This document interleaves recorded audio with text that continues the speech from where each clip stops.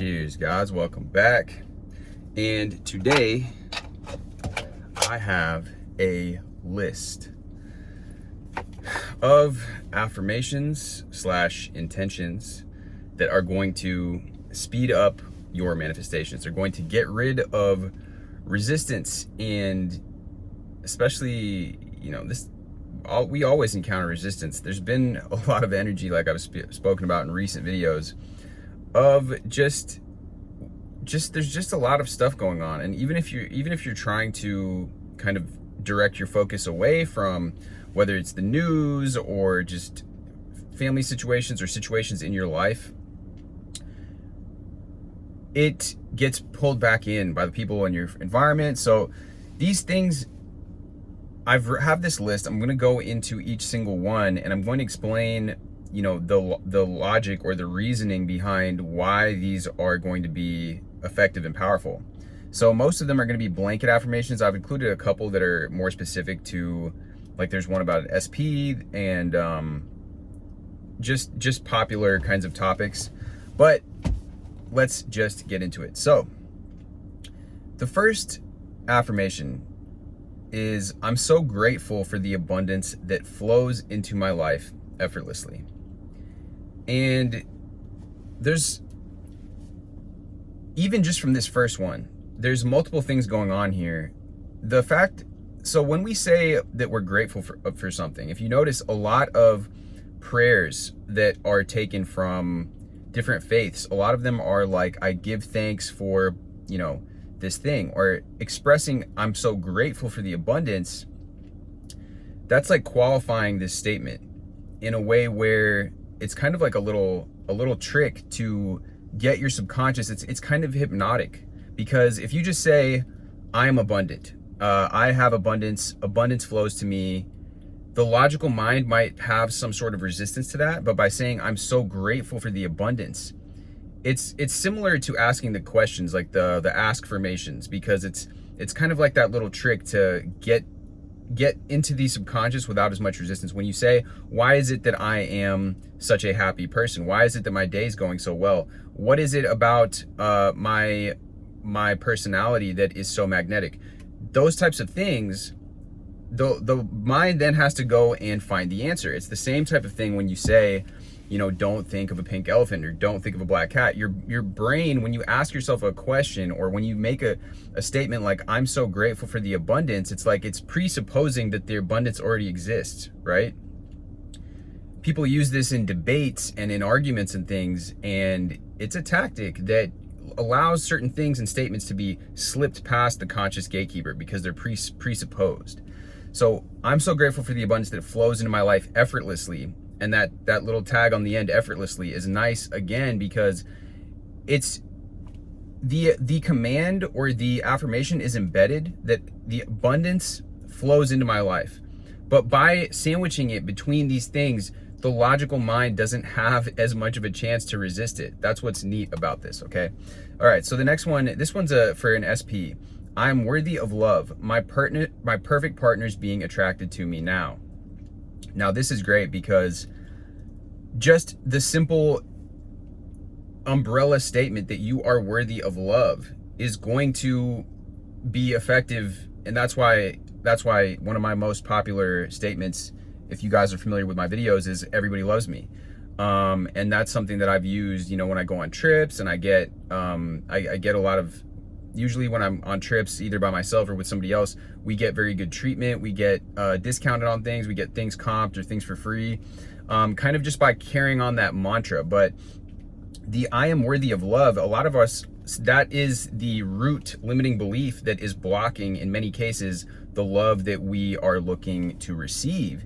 And so declaring this, I'm worthy of love, another way you could do it is kind of embed it with the I'm so grateful for the love that I am worthy of, or for the love that flows into my life effortlessly. So you can kind of manipulate these and play around with these. Obviously, you always want to use statements that work best for you and that resonate with you personally. And so, my perfect partner's being attracted to me now, that's another great phrase, because it's declaring that your perfect partner. And it's not putting such a specific, this is why the vagueness is very powerful, because it's allowing you to be open to what the universe is bringing to you, to what's best for you, to what feels in alignment, and to whatever the best outcome might be. A lot of people are very focused on that specific person in this community, and that's fine, but I genuinely believe that, and the way that I personally work with this stuff is with these more vague intentions. Because if I'm open to my perfect partner being attracted to me, now it's like I'm going into life in general with that underlying theme that, yeah, my perfect partner's being attracted to me. I'm running into all these harmonious circumstances. The perfect people are being attracted to me in all areas. And so, of course, it's only natural that I'm going to be attracting that romantic interest and that they're being attracted to me. Okay, so I have the power to shape my life and my world with the focus of my consciousness. This is just declaring what we talk about, you know, in terms of like manifestation in general. This is just making that declaration, that affirmation, that I have the power to shape my life and the world with the focus of my consciousness, with my awareness, with the thoughts that I'm entertaining. That is the power that I have. And so it's reaffirming that to yourself, because when you get caught up in circumstances, caught up in the 3D, caught up in reacting to the outer environment, you lose sight of that. We all do. And so it's important to bring that attention back to that overarching power that we have and that truth that is true. Okay, so the next, I'm becoming more and more aware of my inner conversations and adjust my focus to what I intend to consciously create.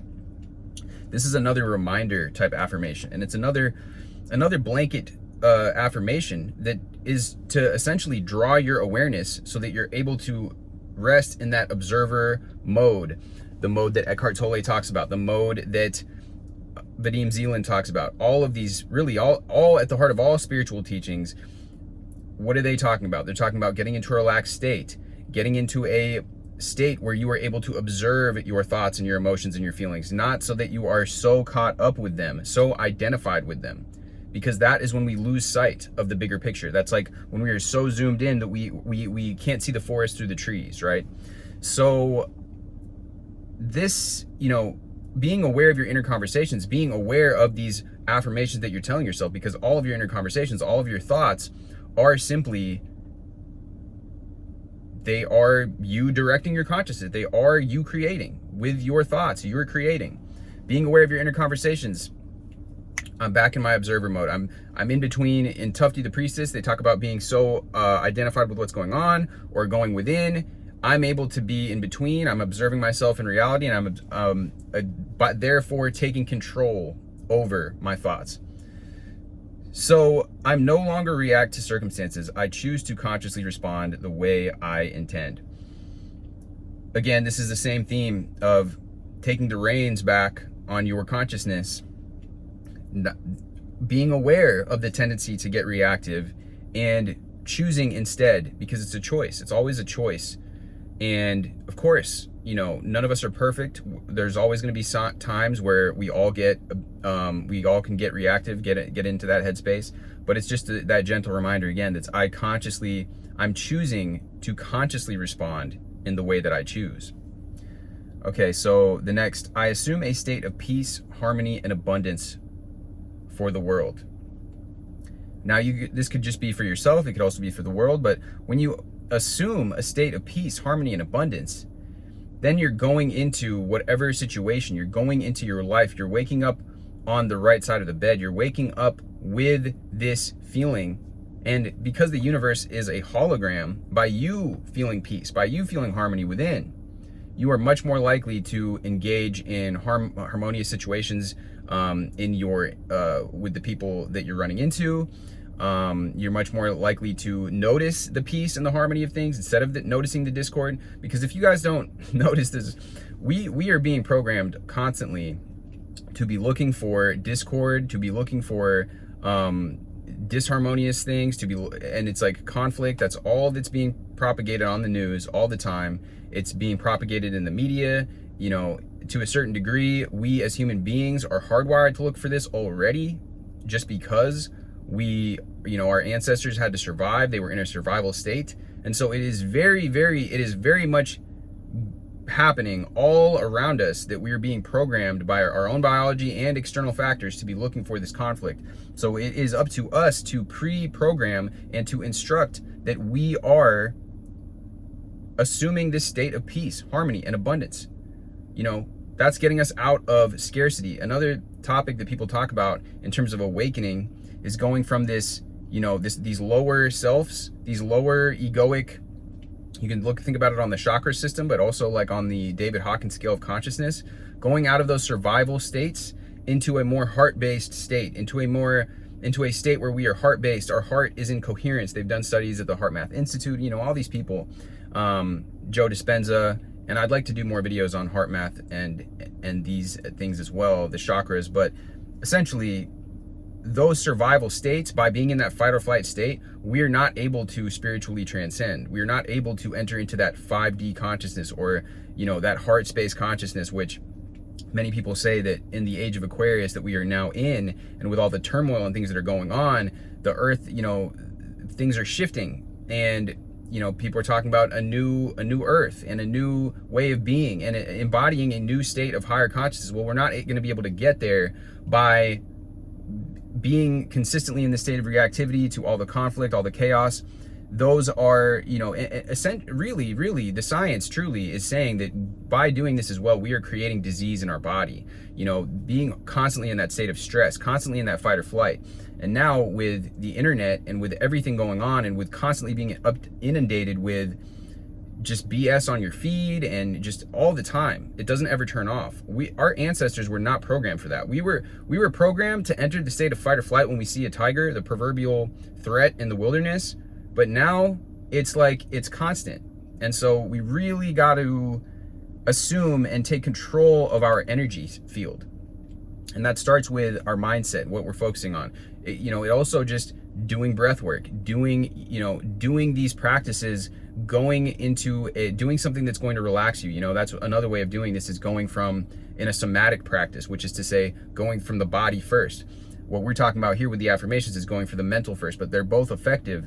And it really is, they both, honestly, at the end of the day, they both have to be working in your favor. Because if you're doing breath work, and you enter into that state of calm, but then you're immediately going back to your cell phone, scrolling through the news feed or whatever, it's, both things have to be done. Both the mental and the physical and the emotional, they all have to work in tandem to put you into that new state of energy. All right, so this next one is interesting, and it's my personal take on this. Some people, everyone has their own opinion on this, but this affirmation, as I've written it, is: I no longer react with surprise or astonishment or get overly excited when miracles show up in my life, because I know they are a natural consequence of my right thinking. So the reason that this is important in my mind is that anytime we get really, really giddy, and where, the energy is best expressed with this seeking energy, this wide-eyed enthusiasm. I talk about this scale where, that's that attached, that anxiously attached energy. It can be for people, but it can also be for our goals. Then we've got the neutral space, and then we've got the space that's the fearful, that's the anxious in a fearful way. I'm not good enough. I don't deserve this. It's never going to happen. So neither of these states are productive as far as maintaining and sustaining a result in our life. I'm not saying that you can never get excited about anything. I think that's something that people, the pushback against what I say, what Stoicism talks about. But it is saying to rein that in, because anytime you let your passions overtake you in a lustful way, or, and the word lust, usually people connotate that around sex, but you can be lusting after material possessions. You can be lusting after food. That's, I guess, gluttony is what that is. But anytime you allow these types of very, very heightened emotional states take over you, you're not going to be able to make as good of a decision. I mean, the perfect example is you get into somebody starts, getting volatile with you. You're in an argument, but now they suck you into that energy. They pull you into the argument.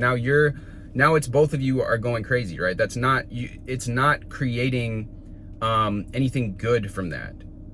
The way that you engage with somebody when they're flying off the rails is you engage with them in a way. If you want to create a peaceful and harmonious state, you're not gonna be able to create that by engaging with it on that level. You're not gonna be able to create peace and harmony from this place of division, from this place of conflict.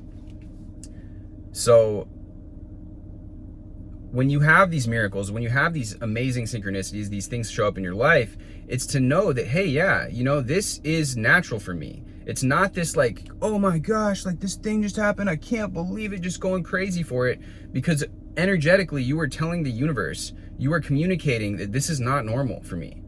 What is normalized for people is when they feel, it can be a feeling of peace, a feeling of contentment, a feeling of satisfaction. But a lot of the time that's a sigh of relief. It's a sign that, oh, I feel safe having this. I feel at peace, at home having this. This is natural for me, that sense of naturalness, the feeling of naturalness, which I've talked a lot about this on this video that Neville talks about. It's not this crazy, giddy, eyes wide, deer in the headlights thing. It's definitely not.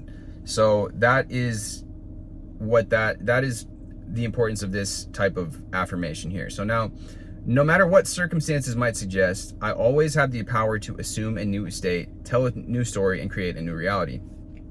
This is just confirming to ourselves that, again, whatever this 3D matrix holographic world has to tell us, simulation, it is a simulation, it is a matrix, and that I always have the power to assume a new state, to tell a new story, and to create a new, thus create a new reality, because I am having this impact on my reality. There are certain things in the outer reality, but if we accept that this simulation is happening, it starts with ourselves. We have to be the experience that we are seeking. We have to become what it is that we want to experience. Okay, so I go through my day with the calm assurance that everything is working out perfectly. I like this one a lot because this, again, the simple embedded commands that are in these kinds of hypnotic statements, I go throughout my day with the calm assurance that everything is working out perfectly. We are naturally, I've spoken about this before, but when we use affirmations, it naturally engages our visual centers and our internal representation. So you instantly, by saying this, you imagine yourself going throughout your day, what it is that you usually do. You're going to go make yourself a coffee, or you're going to go get in your car, start your car.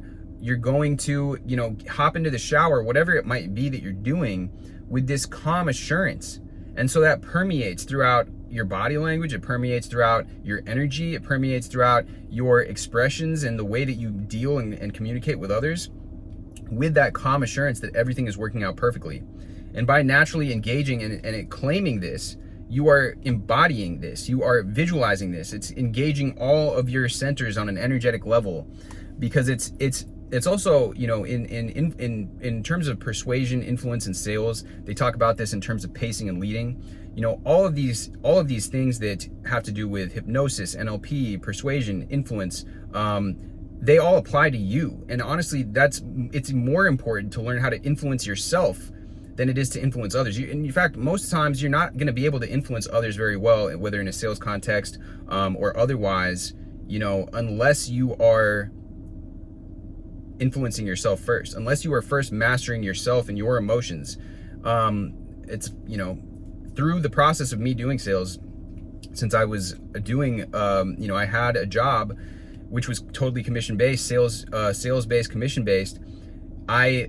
In order to get sales, I had to master my emotional states. I had to become okay and knowing that people are going to be rude to me. I'm going to run into all kinds of problems on the job as I'm doing this, going about door to door, getting the door slammed in my face, telling me that I'm this, I'm that. That emotional control, unless you possess emotional control, that's going to affect you, right? And it's going to show up in the next person, your next prospect, your next person that you're talking to. So I'm using this as an example to explain and illustrate the point that that composure, that inner equilibrium, is a prerequisite to being able to influence other people. And in order to have that composure, that inner equilibrium, you must be able to first influence yourself. So a lot of this, again, it goes back to self-mastery, mastery over yourself. So the last couple ones here are just they go back to those shamanic principles, hermetic principles, just really just the idea that that everything is mental, that everything is being, by using our thought, we are creating. So it's like the power that brings worlds into being is the same power that flows through me as my consciousness. It's just accepting that fact. My consciousness is the substance from which all things are formed. That's another way of saying that. Another way is that reality is made of the same substance as dreams. You know, it's really getting into harmony, or into not harmony, but it's getting into that knowing that, look, my inner reality is more solid than the external. And that's another way of saying this, is that, look, when you begin to accept that the external world is actually more plastic, and that by affirming to yourself that your inner world is what is truly solid, now you're going to have a much more ability to create and to influence the outer reality. I'm trying to find, there was something in one of my notes here about this, but I mean, essentially that is the point that you're making, is that the internal reality has more solidity. If you begin to accept that as a fact and really like start thinking through that perspective, it's gonna be powerful, as well as dreams. You know, I've been recalling my dreams lately. When you start to recall your dreams and you start to really be interacting with your dreams, you start to realize that your dreams are communicating. Like, there is something much more deeper going on when we're dreaming than just these completely, you know, just, I guess, useless, or it's like a whole nother world that you're communicating with, and it's engaging in your subconscious, and it's kind of showing you that truth. All right, so the last one here, there's a couple more, but this one is important. I make all conditions serve me. Another way is, like, you know, all of these can also be phrased as questions. It's like, how is it that I make all conditions serve me? But when you declare, I make all conditions serve me, it's really getting back into that state where it's like, yeah, you know, I am transmuting. That is like a transmuting affirmation. Just claiming whatever it is, whatever circumstances that are around me, I'm making it serve me. I'm turning lead into gold. I am making lemonade out of lemons. And I'm really just, you know, it doesn't matter what's going on, I'm making it serve me. I'm making it into something that is going to be beneficial for me, for those around me. I started listening to Atomic Habits by James Clear, and the beginning of that book, I was pretty kind of shocked to hear that the entire book and the entire trajectory of James Clear's life began off the fact that he was hit in the face with a baseball bat, and, you know, had double vision, could barely survive. Like, if they didn't get him to the hospital in time, he wouldn't have survived. His brain was swollen for like almost an entire year, and he played baseball, right? And he wanted to be a pro baseball player. His dad played for the minor leagues, and so he wanted to pursue that as a dream. And what this injury caused was that he wasn't even accepted onto his varsity team for high school, and so he took it upon himself to become very, very disciplined and very regimented, and like, in college, everybody else, he said, was partying or playing video games, and he would just go to bed early, wake up early, take care of like all of his habits. That's how he got into building habits. And later on, he was named, he got all these awards. I don't know the exact names of the awards, but like, was recognized nationally as on ESPN for athletics. And, you know, that whole book obviously talks about the power of stacking habits. Even redirecting your focus in this way, that is a habit. All of these things are habits. And any successful person will leave behind a trail of habits that they have done, because it does take that disciplining of the mind. It does take that disciplining of the awareness. I mean, even Neville Goddard says that himself. So anybody that wants to come along and say, oh, it's all just, you know, everything is in balance. Like, yes, it's not good to be regimented to the point where you miss out on, you know, you don't smell the roses as you walk by them, right, so to speak. But You want to be able to put your focus and direct your attention on something and your vision and these affirmations, and entertain consciously, implant the thoughts of your choosing. Because if you're not programming your thoughts, you're being programmed by the media. We used to have religion, we used to have mainly religion, mainly just a value system that was embedded in society. And now, since those things have gone away, if you're not programming yourself with your own thoughts and your own intentions, you are simply just being programmed by the machine, the media machine, which again it's just toxic. That's just the truth of the matter. You know, you really gotta take your thoughts into your consciousness into your own hands, or else it will be taken for you. You'll be instructed you will be instructed in a way that is not serving you. Okay, so, and again, by not instructing yourself, by not implanting the thoughts of your choosing, you're making a decision. You're making a decision that I am going to be at the whims. Now I'm going to allow myself to be programmed. Okay, so, the